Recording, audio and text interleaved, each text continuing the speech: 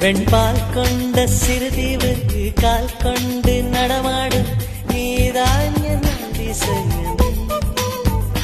உலகில் ஏழல்ல அதிசயங்கள் வாய் பேசும் பூவெனி எட்டாவது அதிசயமே.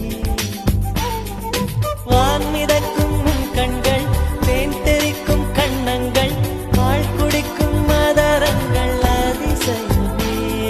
நங்கை கொண்ட வீரல்கள் அதிசயமே.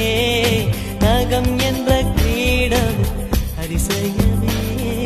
அசையும் வளைவுகள் அதிசயமே. கல் தோன்றி மண் தோன்றி கடல் தோன்றி